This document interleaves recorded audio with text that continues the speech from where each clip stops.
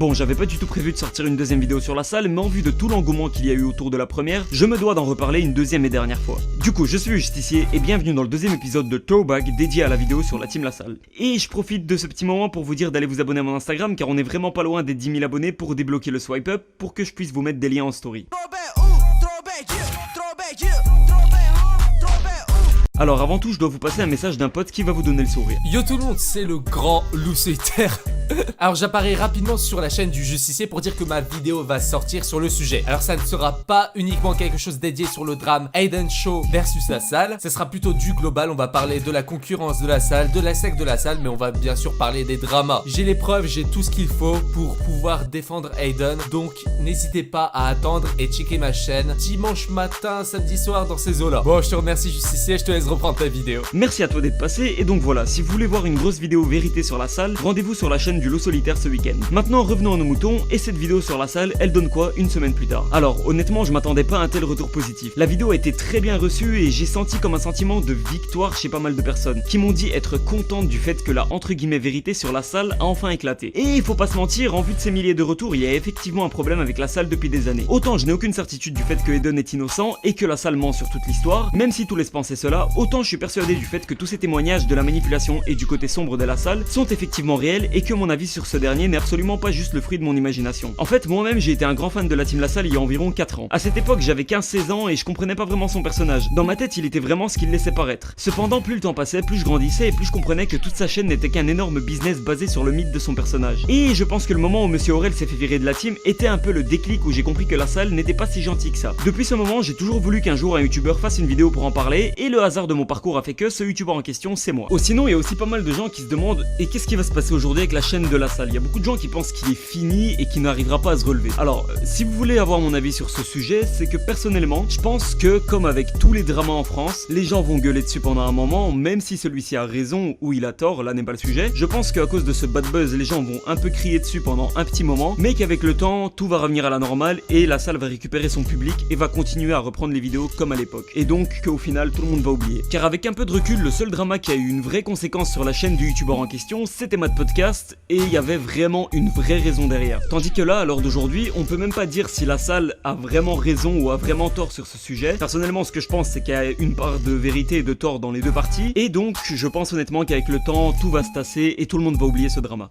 Et maintenant, parlons un peu de cette vidéo. Alors avant tout, je me dois de rectifier une erreur qui est présente dans la vidéo, et c'est d'ailleurs une chose dont je doutais dès le début. Le fameux manager existe bel et bien, et ce n'est donc pas La Salle. Et comment je le sais? Tout simplement car Aiden et Monsieur Aurel sont venus me parler après la vidéo. Dans les grandes lignes, les deux m'ont remercié pour la vidéo et pour le fait que j'ai, selon eux, ouvert les yeux aux gens sur le personnage qu'est La Salle. J'ai échangé quelques messages avec Monsieur Aurel et quelques vocaux avec Aiden et ce dernier m'a appris quelques trucs. Le manager en question existe bel et bien, il est assez récent et selon les dires de Aiden, ce n'est même pas un manager mais un agent qui agit par pur intérêt financier et qui est loin d'être clean lui aussi et vous verrez pourquoi dans la vidéo du loup solitaire. De plus, il a confirmé que la totalité de mes propos sur La Salle et son rapport avec sa communauté étaient vrais et que même la fameuse Léana existe bel et bien, sauf que Aiden à ce moment n'avait pas 18-19 ans mais seulement 17. Donc seulement 2 ans de plus que cette Léana. J'aurais pu vous montrer les vocaux d'Aiden mais ce dernier voulait que ça reste privé et donc je fais que vous le raconter. De plus, j'ai pu apprendre que Nuin plagie pas mal de fois des youtubeurs étrangers pour ses vidéos, surtout un espagnol et un autre qui est italien. D'un autre côté, Aiden n'était pas du tout d'accord avec le fait qu'il jalousait Nuin, car comme il dit, il a eu sa voiture avant lui et il a toujours fait plus de vues, chose que Nuin a contredit. Et donc il m'a envoyé ce graphique qu'on voit dans le live de Saphir dans lequel il a comparé ses vues avec celles de Nuin, et donc il fait quasiment toujours plus de vues. Mais là il y a un truc qui est moins drôle. Un abonné m'a contacté et m'a dit être le beau-frère de la fille avec qui Aiden est sorti, celle dont il a appelé la mère en vidéo. Alors tout ce que je vais vous dire c'est qu'une théorie, je n'ai aucune preuve à part des screens et un discours plus ou moins plausible de ce soi-disant beau-frère. Et donc cette fille lorsqu'ils se sont mis ensemble, elle avait 14 ans et non pas 15-16. Ils sont restés ensemble 1 an et demi et c'est seulement à la fin de cette relation que la fille a eu 16 ans. Ce qui change quand même pas mal car il y a une grosse différence entre 16 et 14 ans. Mais là aussi ce que m'a dit le beau-frère c'est qu'ils n'ont jamais couché ensemble et il ne l'a jamais caché chez elle pendant 1 an et demi, contrairement à ce qu'a dit La Salle. Mais le point qui dérange c'est qu'elle l'aurait quitté car il l'aurait trompé récemment avec une fille de 13 ans alors que lui en a 19. Et donc cette information est à prendre totalement avec des pincettes car à part une conversation avec le soi-disant beau-frère et la soi-disant copine de Aiden, il n'y a aucune preuve. Ce soi-disant beau-frère m'a bien confirmé que malgré tout, cette relation était consentie et il m'a juste demandé d'en parler pour prévenir les jeunes filles des youtubeurs et je vais donc pas refuser d'utiliser ma minime influence pour insérer ce petit message. Et oui, certains peuvent utiliser leur influence à mauvais but, c'est-à-dire manipuler des jeunes filles qui sont fans et c'est une chose qu'on a déjà bien vu avec le hashtag balance ton youtubeur. Et donc ne faites jamais confiance aveugle à une personnalité seulement car vous êtes fan et vous la suivez. De plus, ce soi-disant beau-frère tenait vraiment à ne prendre aucun parti car selon lui La Salle a fortement abusé, mais Aiden a aussi aussi c'est tort selon lui, car il serait réellement attiré par les filles plus jeunes. Mais je répète, c'est à prendre avec des pincettes, et si je vous le raconte, c'est juste car ce soi-disant beau-frère a tenu un discours très plausible. Mais du coup, les différents messages et informations que j'ai reçus m'ont conforté dans l'idée qu'il y a bien un fond de vérité dans toute cette histoire, mais que la salle extrapole beaucoup sur le sujet pour salir un maximum Eden. Enfin soit, que ce soit dans cette vidéo ou la précédente, le but est de dénoncer le côté sombre de la salle, et non pas de déterminer si Eden est un prédateur sexuel ou pas. Le but n'est pas de déterminer si Eden est coupable ou pas.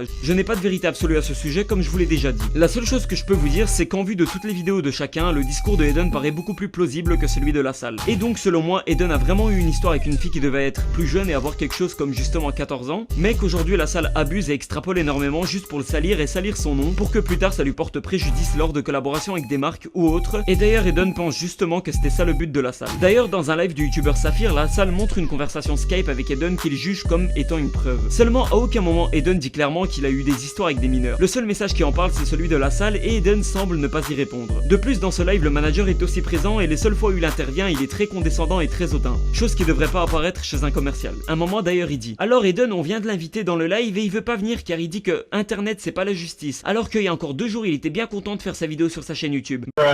Bah frérot, là ce que t'as dit c'est totalement débile car il voulait pas en parler mais il a limite été obligé face à toutes ces personnes qui lui sont tombées dessus. Par contre dans cette conversation on voit un autre truc intéressant à ce sujet, c'est-à-dire Eden qui dit à la salle de dire à Unwin de fermer sa gueule, ce qui prouve que déjà bien avant il y avait des tensions entre eux. Bref, comme j'ai dit, je suis content d'avoir pu exposer ce côté sombre de la salle aux gens, mais je n'ai aucune certitude du fait que Eden est innocent. Alors qu'il est, on peut juste dire que tout va vers son innocence, mais qu'il y a pas mal de choses floues, et donc qu'on ne sait pas dire qu'il est clairement innocent. D'ailleurs, je profite de ce moment pour vous faire passer un message, je suis ouvert à une conversation avec la salle et Unwin. Si ces derniers veulent, il suffit de me contacter sur Instagram, et dans ce cas, je n'exclus pas une 3e vidéo pour leur donner la parole. Comme je ne veux prendre absolument aucun côté, et je donne juste mon avis concernant l'affaire avec Eden. Mais donc, a priori, c'est déjà la fin de cette vidéo, et c'est aussi la dernière vidéo sur la salle. Et du coup, en attendant, je vous invite déjà à aller voir la vidéo du loup solitaire qui sort dans 30 minutes à 19h30 sur sa chaîne. C'était le Justicier, je vous dis à bientôt pour une nouvelle vidéo, ciao.